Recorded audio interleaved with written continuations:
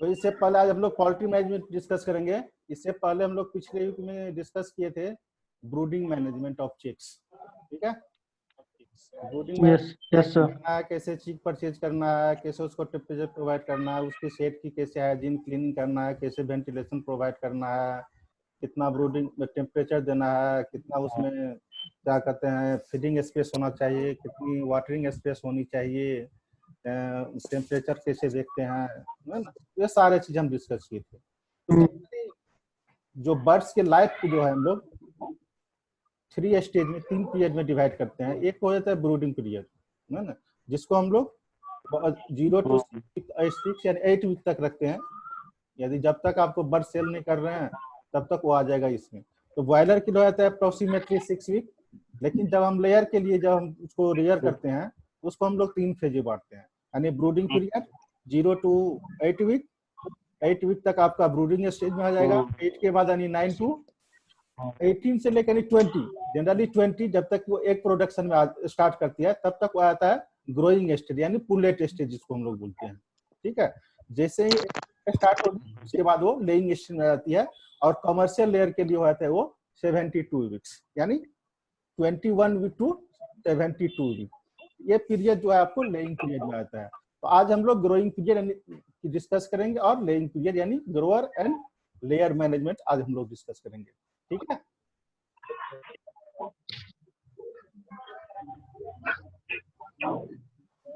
तो first what is grower management. तो first we discuss what is growing management and growing period. Growing the period between from brooding from 8 week to laying stage यानी up to 20 weeks, है ना।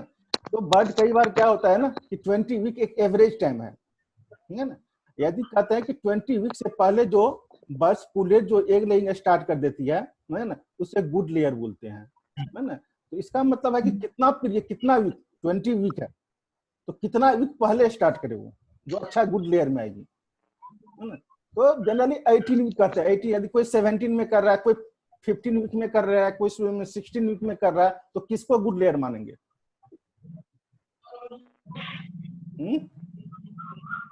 किसको good layer पहले यानी 15 week की 16 week की 18 week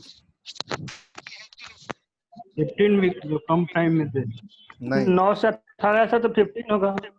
नहीं नहीं नहीं, यही दिक्कत है ना कि जितना अर्ली वो एग लेइंग स्टार्ट करेगी एक का साइज बहुत छोटा होगा जिसको हम लोग पुलेट एग कहते हैं। और वो एक का साइज भी छोटा होगा, शेप भी छोटा, डिफरेंट टाइप का, ओवल नहीं होकर के, एक का ओवल शेप होता है, ओवल नहीं होकर के राउंड हो जाएगा, इलोंगेटेड हो जाएगा।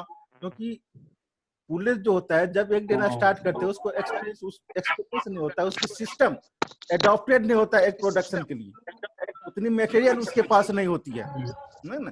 तो क्या होता है एक का साइज छोटा हो जाता है जिसको हम लोग पुलेट एग बोलते हैं, वो कोई काम का नहीं होता है ना।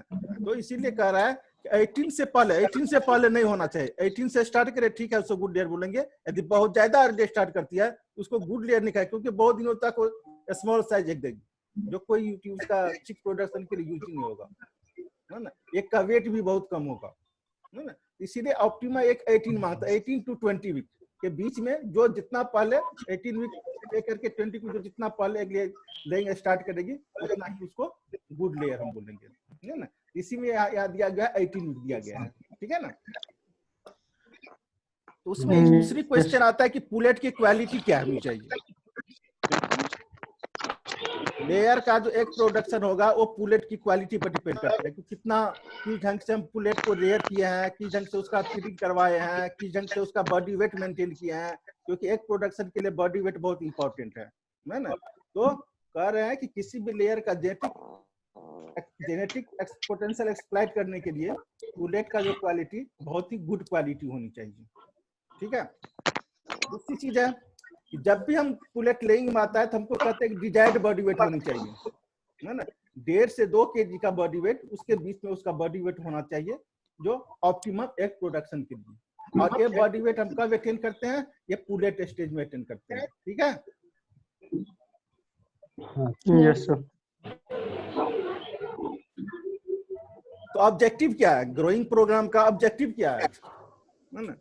उसका ऑब्जेक्टिव, मेन ऑब्जेक्टिव क्या है कि पुलेट का उस ढंग का साइज का प्रोड्यूस करना 20 वीक तक में, तो उसका बॉडी वेट जो है अराउंड 1.5 kg के आसपास हो, अराउंड 1.5 kg के आसपास हो, ठीक है। क्योंकि जब वो एग लेइंग में आएगा तो भी कुछ बॉडी का ग्रोथ होते रहता है ना। तो जनरली जो कहा जाता है ना, यहाँ दो तरह का है लेयर होता है, एक यानी तीन तरह, दो तरह का, तीन तरह का लेयर बोलो।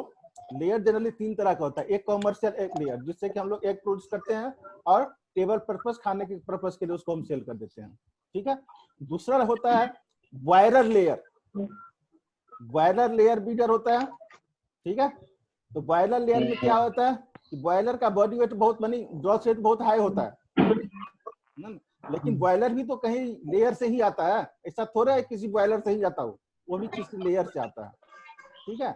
एक वो हो गया, और तीसरा हो गया ब्रीडर लेयर, जो चिक्स प्रोडक्शन के लिए, लेयर चिक्स प्रोडक्शन के, एक बॉयलर चिक्स प्रोडक्शन के लिए हुआ, एक लेयर चिक्स प्रोडक्शन के लिए हुआ, है ना। तो जनरली हम लोग देखते हैं ये लेयर जो होता है तीन तरह का होता है ना। वैसे ब्रॉडली उसको दो टाइप में मतलब क्लासिफाई करते हैं, एक हो गया कमर्शियल बॉयलर, एक हो गया ब्रीडर बॉयलर। ब्रीडर मतलब may be it is for layer chicks production और may be will be for broiler chicks production, ठीक है। तो जनरली कहता है सेम एज रहेगा, तो बॉयलर पेरेंट का, मेल बॉयलर पेरेंट का बॉडी वेट कितना मेल का होना चाहिए 2.5 kg कॉक का, और हेन का कितना होनी चाहिए 2 kg। ये बॉयलर ब्रीडर के लिए है। 2 kg। लेयर ब्रीडर के लिए कितना होना चाहिए, फीमेल का अराउंड 1.5 kg होना चाहिए और मेल का अराउंड 2 kg होना चाहिए, ठीक है ना। यदि मैनेजमेंट आप पूरे टेस्टेज में आपका गड़बड़ रहेगा है ना, तो क्या क्या हो जाएगा, जब वो लेइंग स्टेज में आएगा 20 केज में आएगा या 18 to 20 केज में आएगा, या तो अंडर वेट होगा, जो वेट चाहे वो वेट नहीं होगा, या ज्यादा वेट हो सकता है ना, उसकी यूनिफॉर्मिटी नहीं होगी, यानी सब यूनिफॉर्म बॉडी वेट में नहीं रहेगा, ठीक है। तो क्या हो जाएगा, जिसका बॉडी वेट कम होगा वो ज्यादा टाइम लेगा मैच्योरिटी एग प्रोडक्शन में, और जिसका बॉडी वेट बहुत ज्यादा हो जाएगा, बहुत पहले से स्टार्ट कर देगा, वो हो जाएगी। और दूसरा क्या हो जाएगा कि लेयर हाउस मोर्टेलिटी आपकी बढ़ जाएगी, है ना, क्योंकि ओवरवेट होगा, उसको ढंग से खाना नहीं मिला, उसकी ये सारे कुछ होने पर क्या होता है मोर्टेलिटी ये बढ़ जाती है। तो ये सब उसका फॉल्टी मैनेजमेंट का इफेक्ट होता है, ठीक है।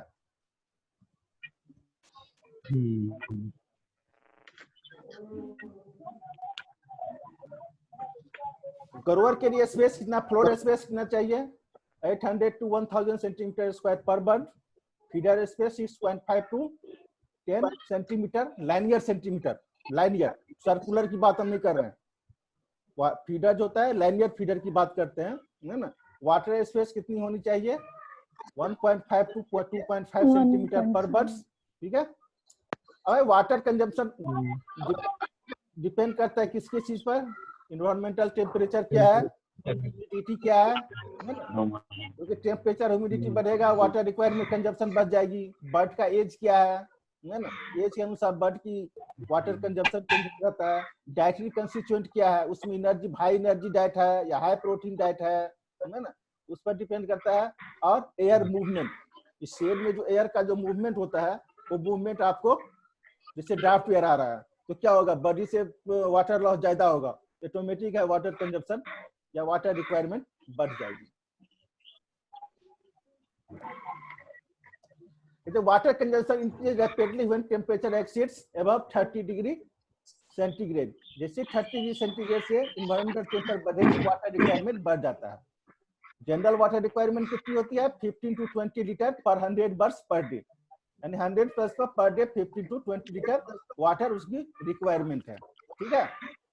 उसके बाद उसको डिवर्मिंग करना है। डिवर्मिंग करना कब करना है, फर्स्ट जो है आपको 18 केज में करना है, उसके बाद हमेशा 2 महीना में एक बार बाय मंथली करना है, जिससे उस पर की कोई भी पैरासाइटिक लोड, एक्सटर्नल पैरासाइट या इंटरनल पैरासाइट का लोड नहीं है, ठीक है।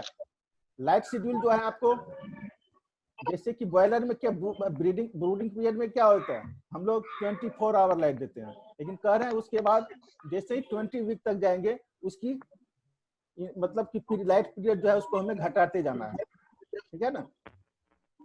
उसके बाद डीबेकिंग का कब करना है ना। डीबेकिंग जो करते हैं कैनिबल जो एक दूसरे को नोच कर खाता है ना।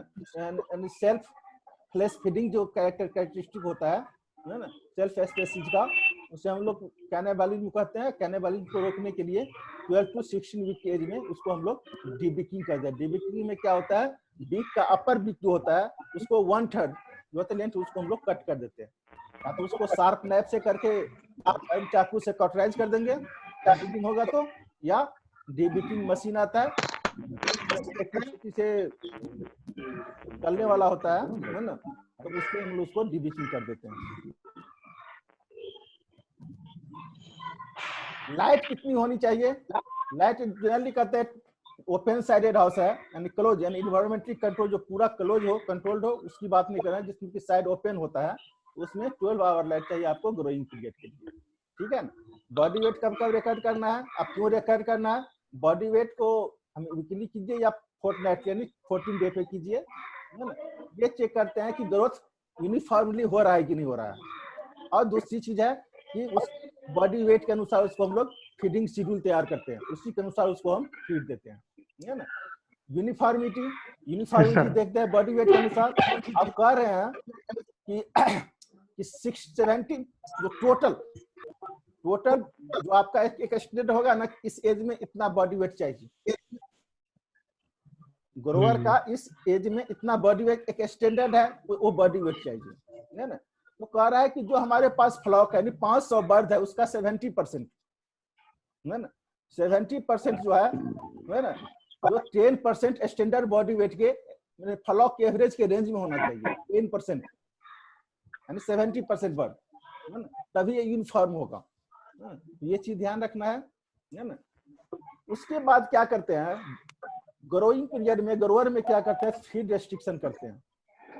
फीड रेस्ट्रिक्शन होता है केवल ग्रोअर बर्ड में करते हैं, लेयर में नहीं करते हैं, और ब्रूडिंग पीरियड में नहीं करते हैं, केवल ग्रोइंग में करते हैं। ग्रोइंग में क्यों करते हैं, उसके बॉडी वेट को कंट्रोल करें, नहीं तो वैसे खिलाते रहेंगे, एवरेज खिलाते रहेंगे तो बॉडी वेट बहुत ज्यादा हो जाएगा। बॉडी वेट बहुत ज्यादा होगा, फैट डिपोजिशन हो जाएगी, है ना, क्या एक प्रोडक्शन कम हो जाएगी, है ना, एक उसकी हैचेबिलिटी कम हो जाएगी। ये सारे चीज देखने के लिए हम लोग क्या करते हैं, फीड रेस्ट्रिक्शन करते हैं। फीड रेस्ट्रिक्शन दो तरह का होता है, एक होता है क्वांटिटेटिव फीड रेस्ट्रिक्शन और दूसरा होता है qualitative feed restriction. Quantitative feed restriction में क्या करते हैं, हम लोग फीड की क्वांटिटी अमाउंट जो भी रिक्वायरमेंट है उसकी क्वांटिटी को हम लोग कम कर देते हैं। यदि मान लो कि कोई बर्ड पर डे 200 ग्राम खाती है, उसको 200 ग्राम नहीं दे करके 100 ग्राम देंगे, 150 ग्राम देंगे, सिर्फ क्वांटिटी को कम करना है ना। ये उसको कैसे करते हैं, क्वांटिटेटिव फीड रेस्ट्रिक्शन प्रोग्राम कैसे करते हैं, या तो आज खिला रहे हैं, आज फीड से मतलब कि दिए कल नहीं देंगे, फिर परसों देंगे, फिर चौथे रोज नहीं देंगे, यानी स्किप ए डे, या वीक में skip 2 days in a week, सप्ताह में किसी रोज 2 दिन उसको नहीं देंगे। ये हो गया आपको। और एक जो होता है कि क्वांटिटेटिव फीड डिपेंड करता है कि फ्लॉक का body weight in comparison to standard body weight क्या है। यदि स्टैंडर्ड बॉडी वेट के अनुसार चल रहा है तो फीड रेस्ट्रिक्शन प्रोग्राम हमको करने की जरूरत नहीं है, लेकिन नहीं, क्योंकि आपको स्टैंडर्ड बॉडी वेट मेंटेन करना है। ये नहीं कि हम फीड रेस्ट्रिक्ट कर दिया, स्टैंडर्ड बॉडी वेट से कम जा रहा है या बहुत ज्यादा जा रहा है, वो चीज हमेशा ध्यान रखना है ना।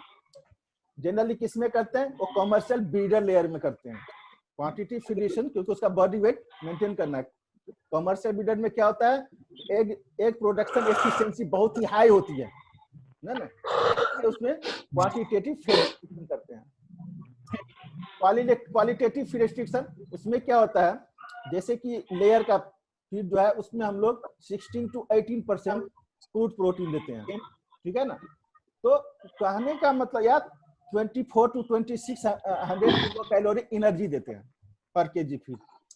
ये कह रहा है कि उसकी एनर्जी या प्रोटीन की क्वांटिटी को कम करेंगे हम, सिर्फ मतलब एनर्जी और प्रोटीन की क्वांटिटी को फीड उतना ही देना है, 200 ग्राम का है 200 ग्राम ही देना है, लेकिन जो एनर्जी और प्रोटीन रिच जो मतलब इंग्रेडिएंट होता है उसकी क्वांटिटी हम कर देंगे, परसेंटेज कम कर देंगे, वो कैसे कम कर सकते हैं? पुअर क्वालिटी को फीड को मिक्स कर देंगे, है ना, कोई अनकन्वेंशनल फीड को मिक्स कर देंगे जिसमें न्यूट्रिटिव वैल्यू कम है, तो क्या होगा, क्वांटिटी तो उसे मिल जाएगा लेकिन वो क्वालिटी नहीं मिलेगा, है ना, ये चीज होना है ना। और जब हम क्वालिटेटिव फीडिशन करते हैं तो उस समय हमेशा हमको ये ध्यान देना है कि फीडर का नंबर हम बढ़ा देंगे जिससे कि सारे बर्ड खाए, ऐसा नहीं कि आपस के बीच में जो है कोई तगड़ा बर्ड हो, बॉस जैसे तैयार मतलब दूसरे को एकदम खाने नहीं दे रहा है, खुद खा करके मोटा हो जाएगा और दूसरा जो है कमजोर हो जाएगा। तो इसीलिए ये चीज भी थोड़ा ध्यान देना है जब क्वालिटेटिव फीडिशन करते हैं। What are the advantages of feed addition? Feed addition का एडवांटेज क्या है? तो सबसे पहले कि फीड कॉस्ट में सेविंग होती है ना, क्योंकि उसकी वो हम लोग जो फीड जो उसको प्रोवाइड करते हैं वो अप्रोक्सीमेटली 80% से कम ही होता है, ज्यादा नहीं होता है, तो फीड कॉस्ट हमें कम हो जाएगा। दूसरा चीज क्या हो जाएगा कि जब ये पुलेट लेयर बनेगी और उस समय जो उसको फीड देंगे तो एक हैबिट बन जाती है, एक हैबिट बन जाती है उसको कम फीड खाने की, तो वो कम फीड खा करके ज्यादा एग प्रोड्यूस करेगी वो, समझ ना। तो ये हो गया। दूसरी बात है कि पुलेट के बॉडी में क्या होगा, फैट का डिपोजिशन कम हो जाएगी, क्योंकि ज्यादा खाएगा, यहाँ हम ये कर रहे हैं तो क्या हो जाएगा, ये हो जाएगी, है ना। दूसरी बात इस पीरियड में हमें पता चलेगा क्योंकि जब हम फीड रिस्ट्रिक्ट कर रहे हैं तो कुछ बर्ड को ज्यादा फीड मिलेगा, कुछ को कम फीड मिलेगा, उसमें जो वीकर बर्ड है ये हमको पता चल जाएगा, उसको हम लोग कलिंग कर सकते हैं, ये चीज हमको पता है। गरोर राशन में कितनी प्रोटीन होनी चाहिए? 15% प्रोटीन होनी चाहिए और एनर्जी कितनी होनी चाहिए? 260 किलो कैलोरी, और फाइबर कितनी होनी चाहिए? 5 to 10% राशन में, और कैल्शियम कंटेंट कितनी होनी चाहिए? 1% कम से कम कैल्शियम उसमें होनी चाहिए, है ना। ग्रोअर फीड में कॉक्सिडियोसिस मिलाना चाहिए जो कि कॉक्सिडियोसिस के अगेंस्ट इम्यूनिटी प्रोवाइड करे, है ना। और जो भी अंडर डेवलप है, डिजीज टाइप का है, स्टंटेड ग्रोथ है, जो आपको लग रहा है कि नहीं ये सुटेबल नहीं है ना, तो उसको कलिंग कर देना है। उसके बाद है आपको ग्रोअर सेट को टाइमली आपको क्लीनिंग करना है, डिसइंफेक्शन करना है, जो भी हाइजेनिक मेजर करना है वो करना है ना। उसमें जो है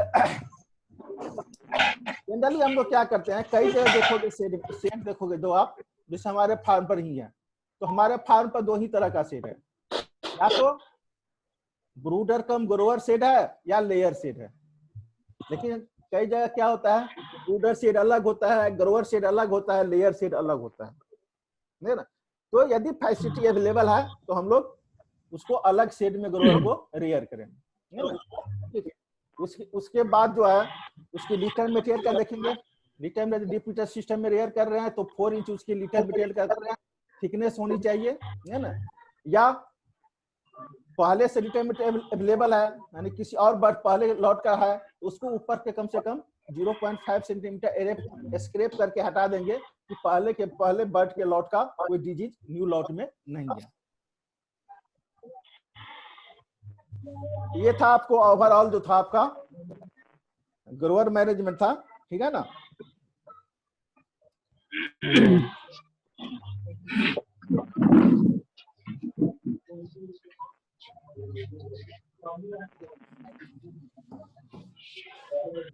अब हम लोग आते हैं लेयर मैनेजमेंट, ठीक है। लेयर मैनेजमेंट में उसका पीरियड कब हुआ, जब सेक्सुअल मैच्योरिटी यानी 18 to 20 वीक से लेकर के 72 वीक तक, यानी फॉर 52 वीक्स, ठीक है।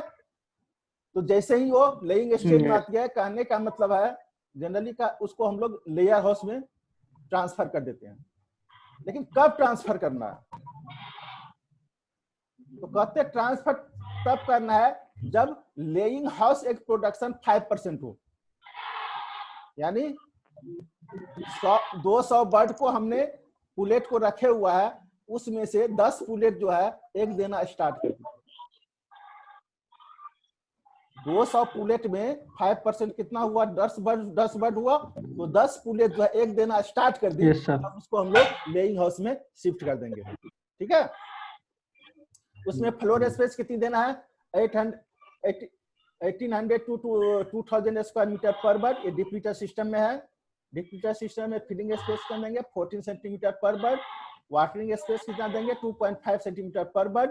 लेकिन केज सिस्टम में जो है फ्लोर स्पेस कम हो जाता है, ये डीप लीटर सिस्टम का है ना, यानी सीधे 5 गुना क्या 4 गुना है अप्रोक्सीमेटली, तो 4 गुना है तो उतना कम हो जाता है। नहीं 450 to 600 centimetre floor space in cage system. Cage system में ये देते हैं हम लोग। लाइट कितना दें, जनरली हम लोग बोलते हैं कि लेयर को लाइट चाहिए 16 टू 17 आवर, है ना। तो जैसे ही 21 वीक में, क्योंकि वो एक प्रोडक्शन ओव्यूलेशन को स्टिमुलेट करता है, जैसे ही लाइट शेड्यूल बढ़ाएंगे तो क्या होता है, क्योंकि आप देख रहे हो पहले हम लोग 24 वीक देते थे ब्रूडिंग पीरियड में, उसके बाद हम लेइंग पीरियड में आए अप्रोक्सीमेटली 12 आवर तक दिए, 12 टू 13 आवर देते हैं। लेकिन जैसे ही हम लोग क्या करते हैं लेइंग हाउस में देते हैं तो उसकी ओव्यूलेशन को इंक्रीज करते हैं, जिसको फोटो पीरियड बोलते हैं, है ना। लाइट से स्टिमुलेट होती है ओव्यूलेशन, तो उसको स्टिमुलेट करने के लिए उसको 16 to 17 hour per day light उसको देना स्टार्ट कर देते हैं, ठीक है ना। क्या कहता है कि करेक्ट लाइटिंग बूस्ट अप एक प्रोडक्शन बाय 5 टू 10%, यदि ठीक ठाक उसको लाइट मिल रहा है तो एक प्रोडक्शन 5 टू 10% बढ़ जाएगा, है ना। लाइट में एक ही देंगे, कहीं आप 12 घंटे देंगे, कहीं 14 घंटे देंगे, कहीं 16 घंटे, कहीं किसी रोज 20 घंटे देंगे तो एक प्रोडक्शन कम हो जाते हैं। तो कहने का मतलब है कि प्रॉपर लाइट रेगुलर मिलनी उसको चाहिए, यानी 16 टू 17 आवर पर डे। कितनी लाइट की इंटेंसिटी कितनी होनी चाहिए, लाइट की इंटेंसिटी में है ना, ऐसा नहीं कि हमने 400 वाट का 4 बल्ब जला दिया दिन भर 16 घंटे के लिए जला दिया, या किसी को केवल 100 वाट का बल्ब 16 घंटे के लिए जलाया, तो कह रहे हैं उसके लिए लाइट भी फिक्स है, यानी 1 फुट कैंडल पर बर्ड एट आई लेवल, है ना। या 40 वाट का bulb reflector hung at 2.1 meter above the floor for each 9 square meter of floor space, यानी 1 फुट कैंडल पर बर्ड, उसमें लिए कितना चाहिए 40 वाट का बल्ब चाहिए, जो फ्लोर से होगा 2.1 मीटर अबव लटका हुआ हो, हैंग किया हुआ हो, वो जो है 9 स्क्वायर मीटर एरिया को कवर करेगा। आप देख लो कि कितना बल्ब चाहिए हमें, अपना एरिया देख लीजिए, उसमें कितने वाटेज का बल्ब चाहिए वो देख लिया जाए, कैलकुलेट कर देगा उसको। एक टेबल है जिसमें आप देख रहे हो कि ये जब बर्ड्स वीक में दिया गया है, लाइट कितने घंटे देना है वो दिया गया है, ठीक है। लाइट कितने घंटे देना है वो दिया गया आपको, लाइट की इंटेंसिटी लक्स में दिया गया है, लाइट इंटेंसिटी फुट कैंडल में दिया गया है, दोनों दिया गया है। कह रहा है 0 टू 3 वीक्स, है ना। ये कह रहा है 24 आवर्स 8 आवर डिक्रीजिंग लाइट दीजिए। लाइट इंटेंसिटी कितने फुट कैंडल होना चाहिए 20 लक्स और 2 फुट कैंडल, है ना। लक्स जो है फुट कैंडल का 10 टाइम्स होता है ना, तो वो दिया गया है।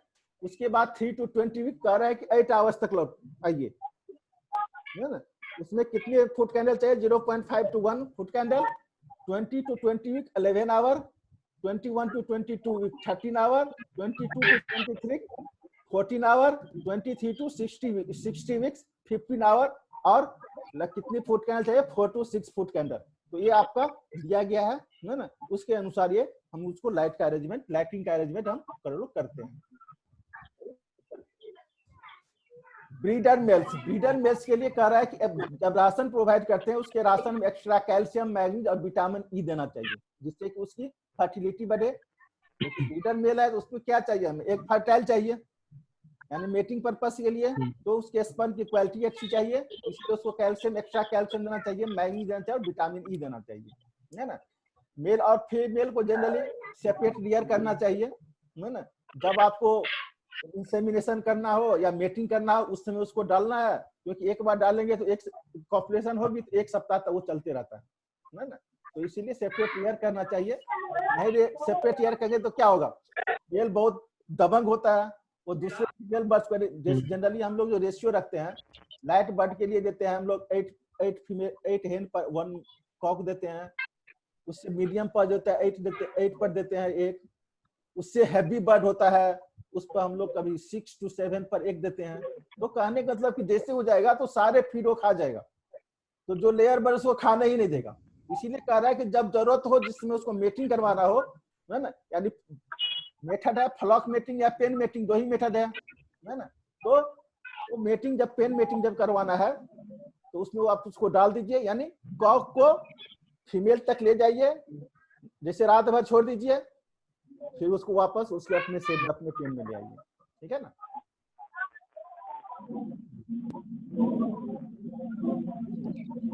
इसमें लिटर मटेरियल जो है, इसमें लिटर मटेरियल जो है आपको डिप्यूटर सिस्टम में 6 इंच थिकनेस रखनी चाहिए, है ना।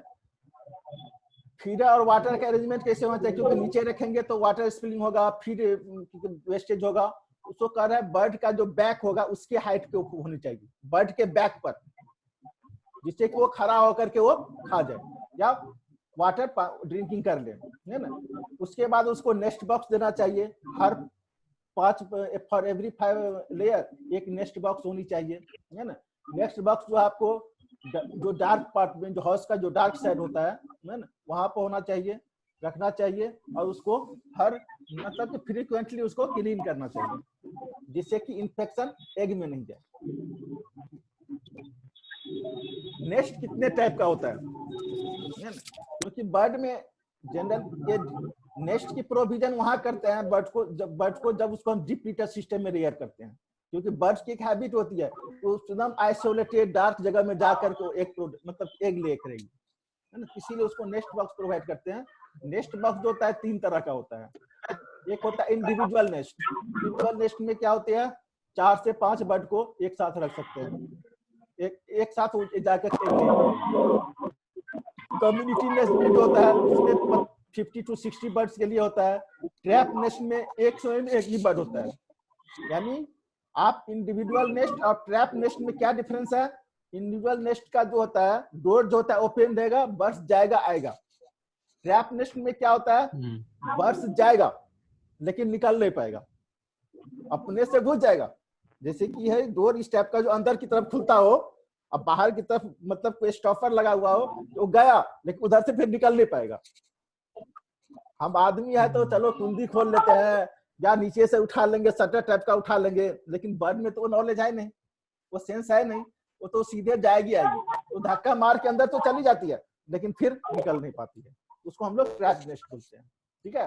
लेकिन जनरली वो रिसर्च पर्पस के लिए, ब्रीडिंग पर्पस के लिए यूज होता है ट्रैप नेस्ट, ठीक है ना। नेस्ट में भी लिटर मटेरियल देना चाहिए क्योंकि वहां बर्थ रहेगी, है ना, और उसको वीकली उसको रिप्लेस करते रहना चाहिए, है ना। नाइट आवर में नेस्ट बॉक्स को क्लोज रखना चाहिए, ऐसा नहीं कि बिना मतलब का बर्ड जाकर के जो दबंग बर्ड है या कोई दूसरा जिसको एक देना है वो नहीं देकर कोई और बर्ड जाकर बैठ जाए, तो नाइट में उसको क्लोज रखते हैं। ये हो गया डीप हीटर सिस्टम का। उसके बाद आता है केज सिस्टम। केज सिस्टम डेयरिंग में क्या होता है, केज 2 तरह का होता है।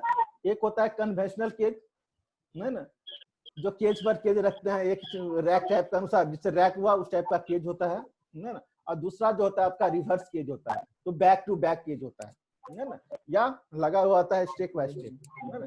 तो कन्वेंशनल केज जो होता है, जो आपका फिगर आप देख रहे हैं, उसमें बाहर एक ट्रे होता है, फीडर भी बाहर होता है, वाटर भी केज से बाहर होता है ना।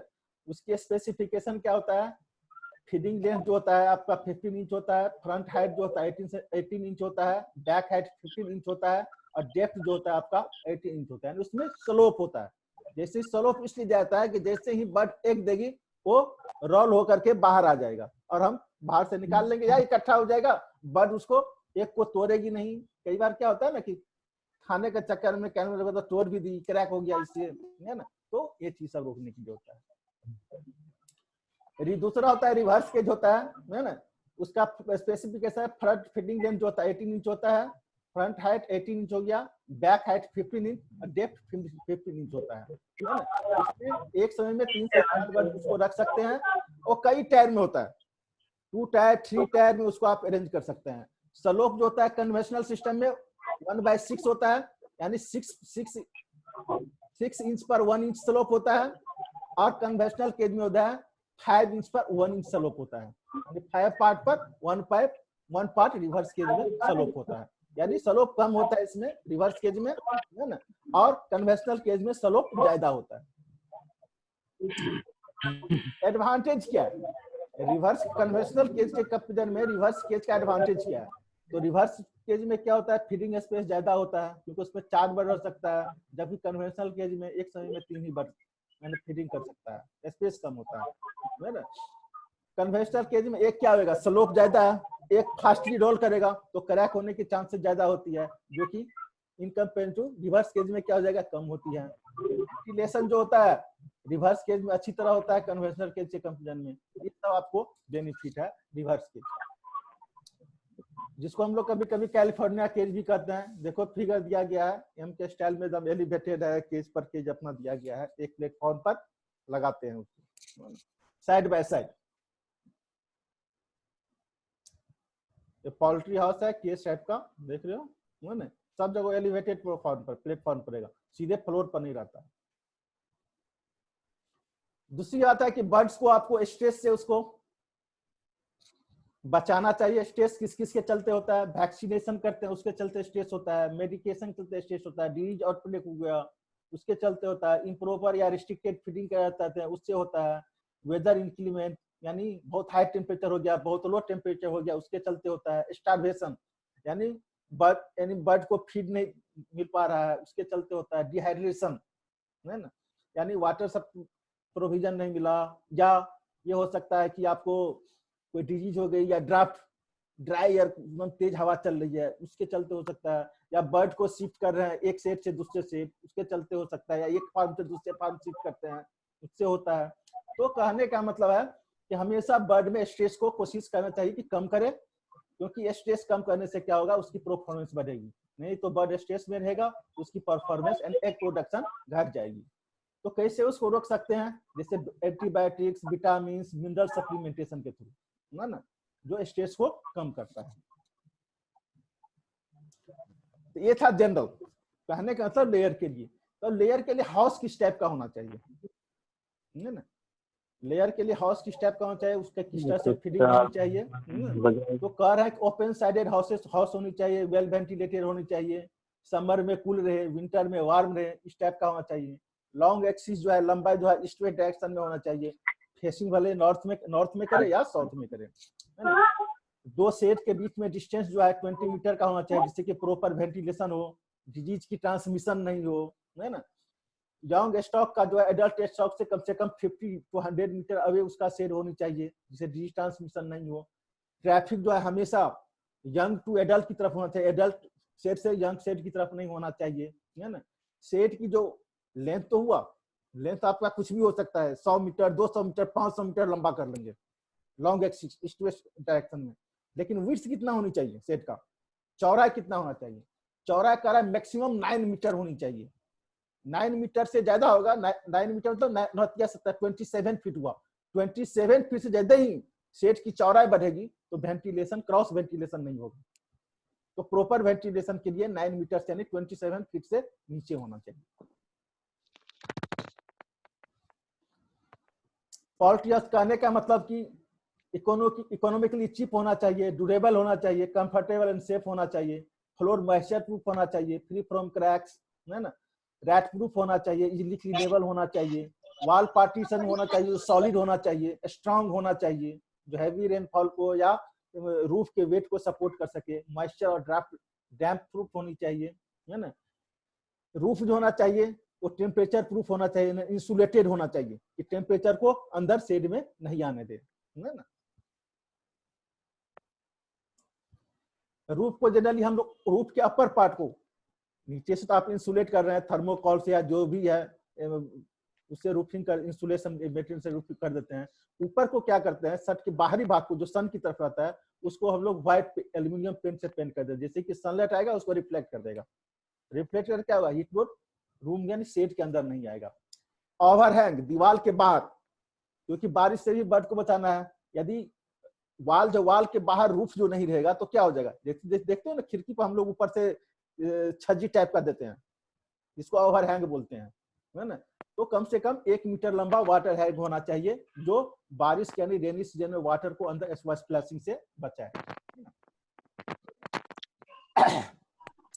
कहता है जो भी ओपन साइड डीप सिस्टम जो ओपन साइड हाउस होते हैं, क्योंकि हमारा हाई टेम्परेचर जो है जिसको ट्रॉपिकल क्लाइमेट बोलते हैं, वहाँ 2/3 एरिया जो होता है पूरे सेट का ओपन होना चाहिए और 1/3 एरिया कवर होना चाहिए थ्रू वॉल, ठीक है ना, जिससे कि उसमें प्रॉपर वेंटिलेशन होना चाहिए और जो ओपन एरिया हो उसमें थिक वायर मेश से कवर हो जाए। वहां जैसे सॉलिड वॉल नहीं होना चाहिए, विंडो होना चाहिए, विंडो में आपको वायर मेश होना चाहिए, तार की जाली होनी चाहिए मोटी वाली, है ना, जिससे कि प्रॉपर वेंटिलेशन हो।